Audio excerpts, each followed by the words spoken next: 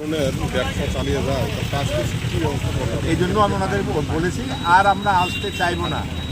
এবার যারা এই নিয়ম মানবেন না, আমাদের টাস্ক ফোর্স থাকবে, টাস্ক ফোর্সটাতে ফাইনের রসিদ থাকবে, তাদেরকে ফাইনের রসিদ দেবে। একটা অভিযোগ উঠছে অনেক দিন ধরেই যে শহর যেহেতু কনজেস্টেড, জায়গা কম, সেখানে শহরের মধ্যে বিভিন্ন অফিস ব্যাংক ভাড়া দেওয়া হচ্ছে একের পরে এবং আপনারা অনুমতি দিচ্ছেন, যার কারণে পার্কিং জায়গা ছাড়া রাস্তাটা কিন্তু ভিড় করছে গ্রাহকরা। ব্যাংকে কোনো পার্কিং জোন নেই এখানে, সেগুলিকে আপনারা কীভাবে অনুমতি দিচ্ছেন? আমাদের কোঅপারেটিভ ব্যাংকের পেছনে আমাদের বিশাল একটা জায়গা ছিল। আমরা 2 বছর আগে প্রায় 13 লাখ টাকা খরচ করে এটাকে ভরাট করেছি এবং সেখানে আমরা অনেক খরচা করেছি, ইটও বসিয়ে দিয়েছি।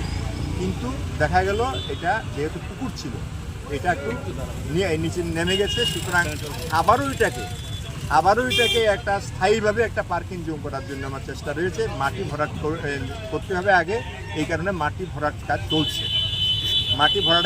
আপনার নিচে একটু আগে দেখে এসেছেন। এখন যেহেতু মাটি ভিজা, গাড়ি যেতে পারে না, যার ফলে সেখানে এখন আমরা এটা করতে পারছি না।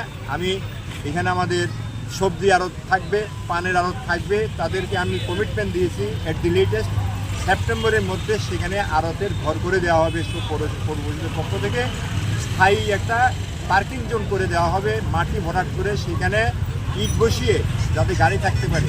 আমি অত্যন্ত ধন্যবাদ জানাবো। আমার একটু সামনে আছে অনেকগুলো গাড়ি, যেগুলি 4 হুইলার্স আছে, যেগুলি মাল পরিবাহী গাড়ি, তাদেরকে আমি ডেকেছিলাম, তারা গিয়েছিল, আমাকে সহযোগিতা করেছিল। দুর্ভাগ্যবশত যেহেতু জায়গাটা ড্যাম, সেখানে যখন বৃষ্টি আরম্ভ হয়েছে তাদেরকে আমি নিজে তুলে দিয়েছি, তোমরা এখন সরে যাও। এটা আমি আবার ফাইনালি একটা নির্দিষ্ট স্তরে নিয়ে পৌঁছার পরে তোমাদেরকে আর বলবো, তখন সেখানে আবার ঢুকে যাচ্ছে। তারা রাজি হয়েছে, সেই কারণে তারা এই গাড়িগুলি এখনও সামনে দেখবেন। আমি এগুলিকে কিছু বলতে পারছি না, কারণ আমরা জায়গা দিতে পারিনি। তাদেরকে সরিয়ে দিয়ে সেখানে আমরা ওই পার্কিং জোনে নিয়ে নেব, তখন এই জায়গাটাও